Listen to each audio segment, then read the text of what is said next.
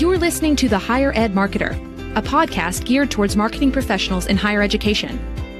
This show will tackle all sorts of questions related to student recruitment, donor relations, marketing trends, new technologies, and so much more. If you're looking for conversations centered around where the industry is going, this podcast is for you. Let's get into the show. You are listening to the Higher Ed Marketer Podcast. My name is Troy Singer with Ring Digital, and my co-host Bart Kaler is with Kaler Solutions. Each week, we meet and interview higher ed marketers that we admire. Today, we talk with Ryan Wilson. He is the founder of Team Trust Productions. We talk to him about how marketers, especially in higher ed, can be more aware and be better about accessibility within their marketing. I think sometimes we overlook the disability community, and today we get a little bit deep about that conversation. Ryan really does a great job kind of bringing that to the forefront. He's a funny, entertaining type of conversation. I really enjoyed getting to know him, and it's been a pleasure to have him on here. And I think he does a really good job of kind of bringing authenticity to the conversation. Sometimes I think it's a conversation that everybody wants to have, but we kind of, I know at least I approach it kind of awkwardly sometimes.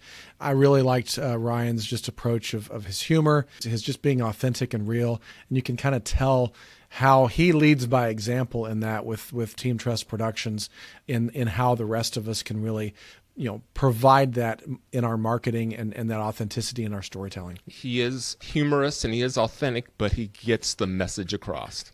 Here's our conversation with Ryan Wilson. Ryan, we are excited to have you on the podcast. And before we get into our conversation with you, if you could share with our listeners if there's something that you have learned this week that you would deem interesting enough to share. Yeah, Troy and Bart, thank you for letting me onto your podcast today. I appreciate it. Troy, I know that was your 70th take with the intro, so we should be all right now. One interesting thing I learned this week is that, honestly, winter is here, everybody. It's snowing where I'm at. We have maybe an inch or two of snow on the ground, and higher up in the mountains, wow, they've got maybe a foot. So not a good day to be roaming the streets or the roads in a powered chair, but a good day to be talking with you guys. Thank you. And we know that you are in Colorado Springs. Is that correct? That's correct, yeah. So even though there's snow on the ground, I'm sure it's beautiful, a beautiful view outside your window. Yeah, there's never a bad view here. I moved here from Illinois last August. I woke up one morning and I realized I'm tired of looking at cornfields. So I just left Illinois, moved to the Springs, and I don't see any cornfields in sight. They do exist, but not where I'm at. Ryan, if you would please tell everyone a little bit about you and then also start to introduce us to Team Trust. I run Team Trust Productions. So Team Trust is a production company that produces films and video content. And one of the main goals of what we do is to authentically showcase and tell the stories of the disability community. A lot of times, with higher education in particular, and even in hospitals, if we're being honest, the main focus of any content, whether it's written or visual, on disability is the disability itself. Like, maybe you can tell this through audio, but I doubt it. I have a disability myself, so I'm in a powered chair, and when I grew up, I always saw kids who looked like me on TV, but man, we were always in the hospital. I don't know what the deal was. We were always wrapped in bandages like a mummy, plugged into a number of devices, and surrounded by friends and family as if the end is near. And the reality is, I know what that experience is like. I mean, I almost didn't make it out of last year. I had a pretty significant surgery, but that reminded me that, the individuals with disabilities, we do have challenges, but at the end of the day, we also play basketball, do marathons, earn PhDs. We're stars in engineering. You know, we do all these great things, and if we take a moment to highlight those great things, not necessarily in an inspirational way, but in an authentic way in which we acknowledge the reality of the person's experiences, then it's really going to change a lot of lives. It would have inspired me when I was younger to become an athlete younger. I probably would be playing basketball today if I had seen somebody like me playing basketball when I was younger. Yeah, tell us about that. You mentioned a little bit about that with, being a kid watching the NBA as a kid, but not having the context of seeing, basketball players and adult players like yourself playing. Tell us about that. Yeah, so I was and still am a huge Shaquille O'Neal fan. So he was, in my eyes, the best basketball player in the world. I followed him from probably the age of 8 or so to even now. And so when he was in the NBA, I watched every single game of his that I possibly could. At hotels, at home, you name it, we gotta find the game. But, I would dream, of course, naturally, as any kid would, of playing alongside Shaq, just winning all sorts of championships, naturally racking in a bunch of dough, doesn't hurt. But also... We're not talking about pizza dough. We're not talking about Papa John's pizza. No, we're talking about money, let's be honest. We're talking about money, but with Shaq, it was also winning championships, making the Hall of Fame. But for me, I'm only 3 feet tall, so almost 4 feet tall, and right now 60 pounds, although maybe 62 after that pizza I just ate. So 60 pounds or so, but, I eventually realized, and I will say this was influenced by seeing kids in the hospital who looked like me. I realized that maybe it's probably not safe to achieve the dream that I had, and that dream was playing basketball.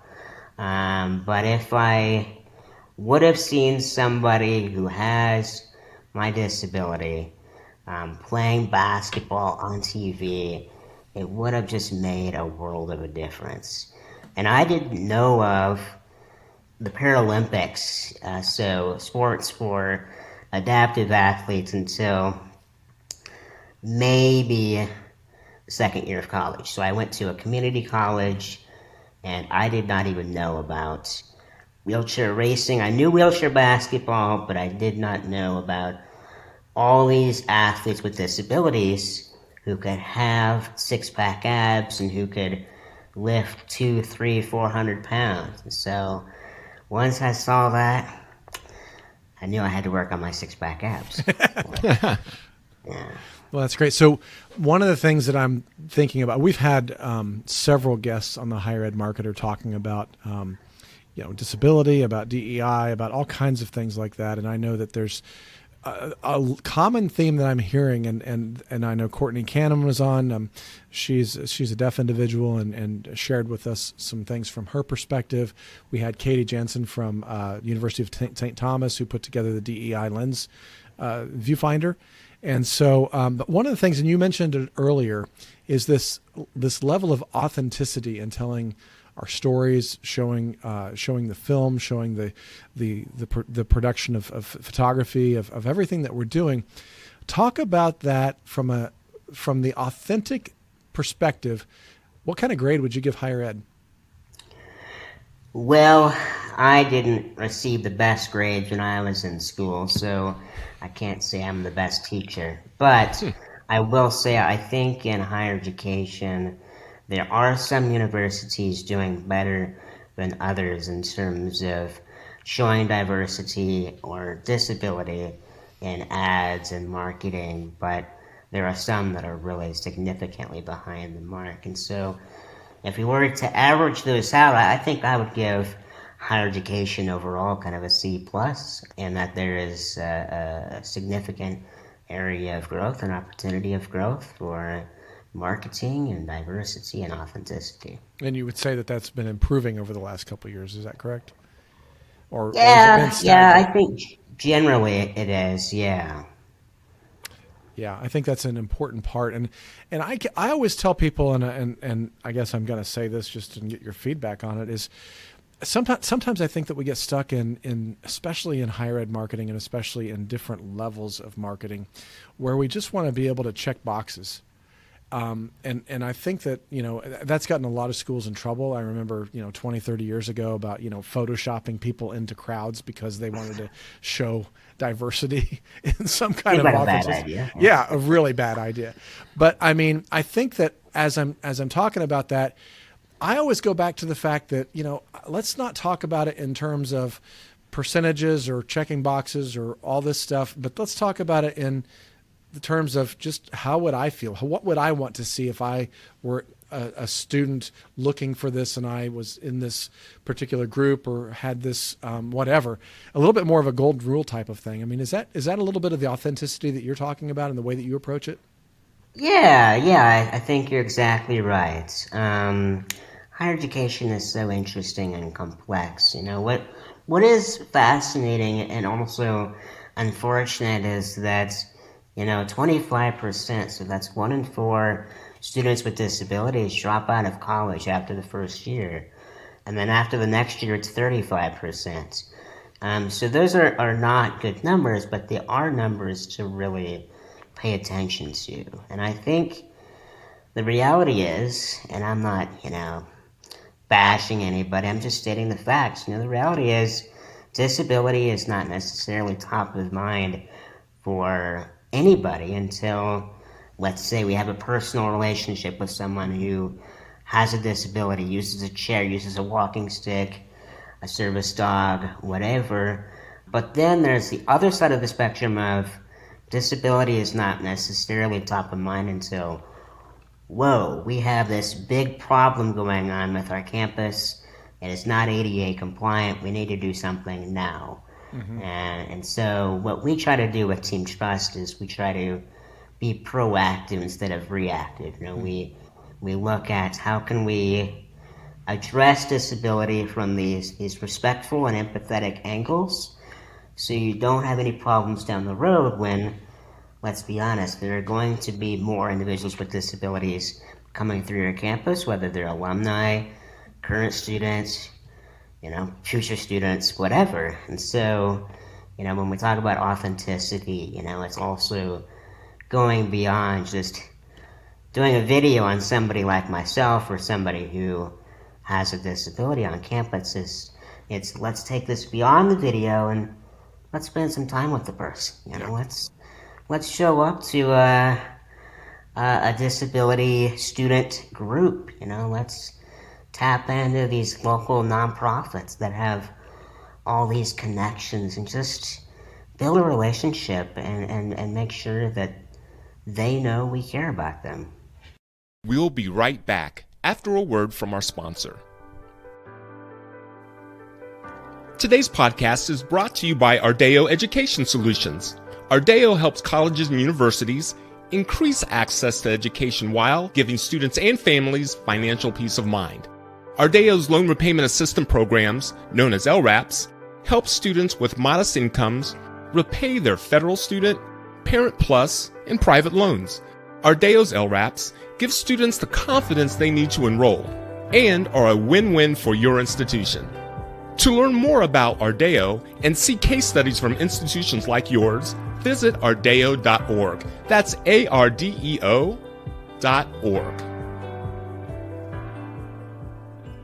Welcome back. Let's rejoin the conversation right here on the Higher Ed Marketer. I love that, just that empathy, that empathetic, let them know that we care about them is so critical. I know one of the big things that a lot of campuses are talking about, we kind of referenced it earlier, is DEI, diversity, equity, and inclusion. How do you feel, that is addressing accessibility? Because I think sometimes we get so caught up in DEI, focused on race and gender issues, that I think a lot of times, accessibility and those individuals with disability tends to get lost in what I would consider making it too political. How do you feel like all that fits in with all this talk about DEI? Yeah, well, just short and sweet. Diversity includes disability. Telling stories, capturing the reality of the world. And the reality of the world is, 15% of the world's population has a disability. And so what's interesting is that with DEI, disability is starting kind of to find its way into the same talking points around DEI, but it's still very much an afterthought. Maybe there's a reference or two about it, but it's definitely not something that is talked about often. And I think part of that is because, I cannot think of, at least in higher education, one university president or one head of marketing who has a disability. And maybe if that was not the case, we would see disability featured more often at any university. Yeah, that's a good point.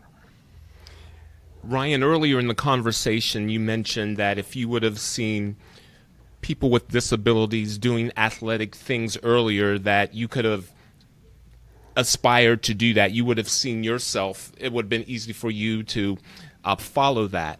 And I think it wasn't until you got to the University of Illinois and saw the wheelchair basketball team and hanging out with them, and it kind of changed your paradigm. What are some other ways that you use or that you recommend for people to have a change in paradigm? The University of Illinois was significant for me. It led to a massive change in perspective because I immersed myself into things I didn't know, classes I didn't know anything about. But I think a lot of times with universities, it's, okay, disability is a good idea. Where do we start? How do we start? And so, I think it would be beneficial at the very least to just, look up some of these big disability-focused nonprofits, and just kind of see what they're talking about. What matters to them? What do they value? What do they, kind of struggle with? And a lot of these big disability nonprofits have local chapters and state chapters and offices, and you could just check out their content online or even show up in person. And there are all sorts of disability student groups. When I was in college, I started, I believe it was and still is the only adaptive sport-specific radio program in the country.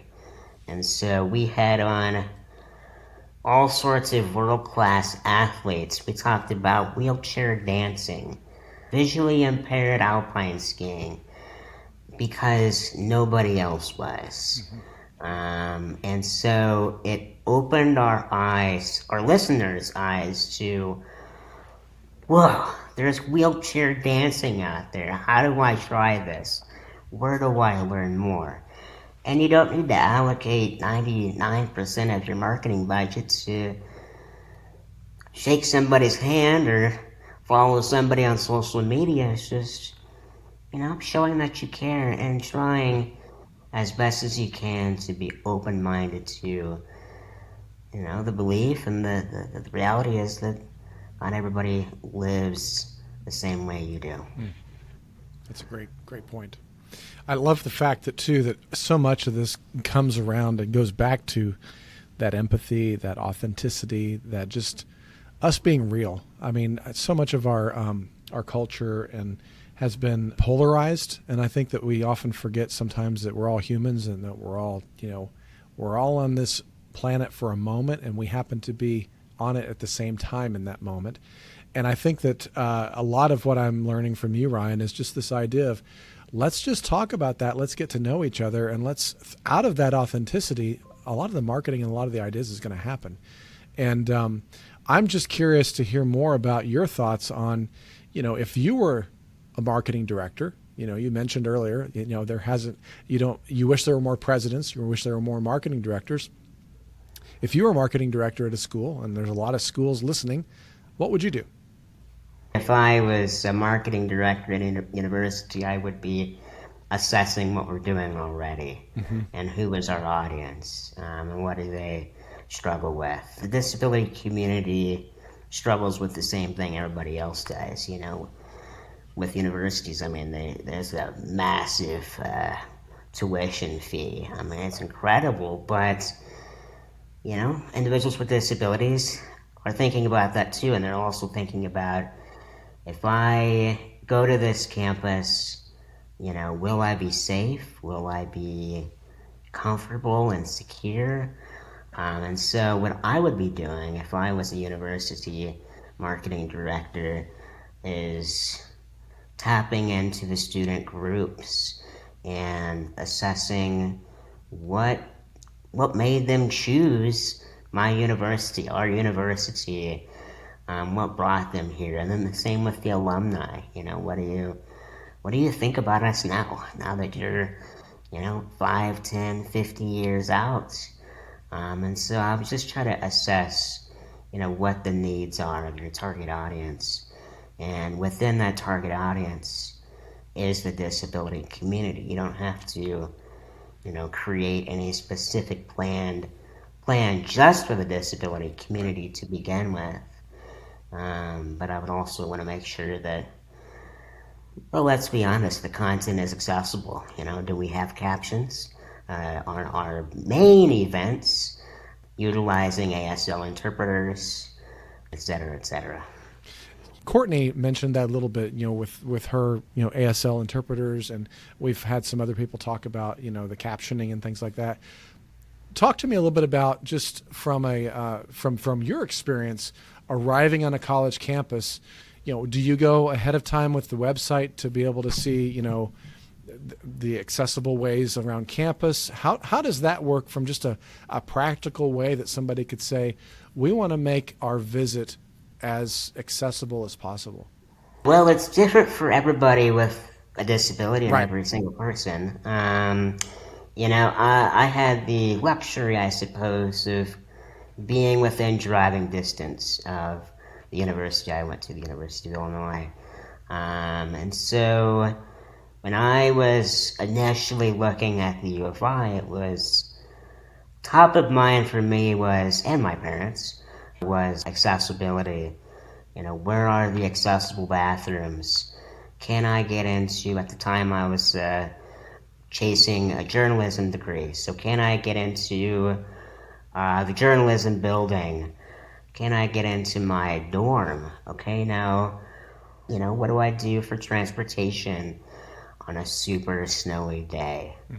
And so when I visited campus with my mom, we were both, of course, going through the tour and all that, but we both had our eyes out for ramps, elevators, maps of what I needed and where they were, where the accessible bathrooms were. And so a lot of things like that really mattered to me. And I think that's very universal for anybody with a disability. It's, if I go to this campus and I live here for 4 or 5 plus years, will I be safe, and will I be able to live out my dreams? Guess we'll have to find out, and sometimes the university's website does not exactly answer every question. Right. I maintain too that they can't answer everything. We could do more, but it gets down to the relationships too, of being able to have those conversations just like normal conversations. So great. Ryan, can you give us examples of some of the work that Team Trust has done? A priority for us is telling the stories of the disability community. And so we've primarily worked with nonprofits, universities, colleges, and government agencies. And so universally across all three of those industries. It's, let's address the disability community in the way you're already doing. So integrating the disability into your current marketing, we don't have to reinvent the wheel. And so, interestingly, one video we did, just a short little piece we did for a community college, well, it's on me. Not that I want any video to be on me, but it was an opportunity to showcase how this community college and their alumni are helping the disability community. And that's something that I think applies to any university, whether you know it or not. I mean, you are changing the lives of the disability community, hopefully in a good way. I had a good experience at the U of I, and so that's one thing we're really leaning into. It's, we don't have to reinvent the wheel here. Let's just take a moment to really acknowledge and maybe celebrate what you're doing for your students with disabilities, and then you can really capitalize on that and, do more. That's great. I love that. That's a really good, wise thing to end on. Wow, nice.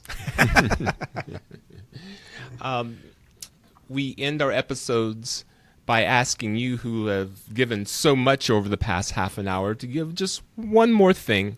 And that would be if there's a tip or a piece of advice that you would offer that someone listening could implement soon after hearing, something that you would recommend for them to do at their campus. What would that be? Campus, I would recommend taking a moment to look at your student groups that focus on disability.